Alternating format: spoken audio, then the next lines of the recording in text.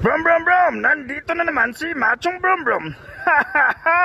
Hoy mama! Ha ha ha! Mga kabrum brum, may nakita na naman tayo natutulog sa tabi ng kalsada mga kabrum brum. Bigyan na naman natin ito ng pagkain. Let's go! Punta tayo sa McDo mga kabrum brum para bumili ng pagkain para ibigay doon sa natutulog sa tabi ng kalsada. Let's go mga kabrum brum! Let's go! Dito na tayo sa may McDo mga kabrum-brum. Bipili na tayo ng pagkain para ibigay doon sa natutulog sa tabi ng kalsada. Let's go mga kabrum-brum. Pasok na tayo. Let's go. Dito na tayo mga kabrum-brum. Bipili na tayo ng pagkain. Let's go.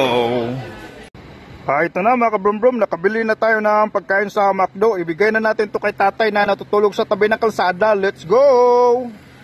Let's go mga kabrum-brum. Yatin na natin itong pagkain doon sa natutulog sa tabi ng kalsada. Katulong naman tayo ngayong gabi mga kabrum-brum doon sa natutulog sa tabi ng kalsada.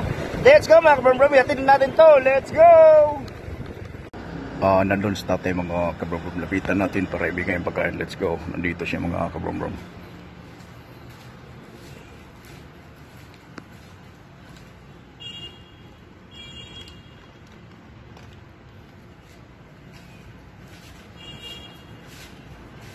Let's go mga kabrum-brum, nabigay na natin pagkain katatay. Let's go.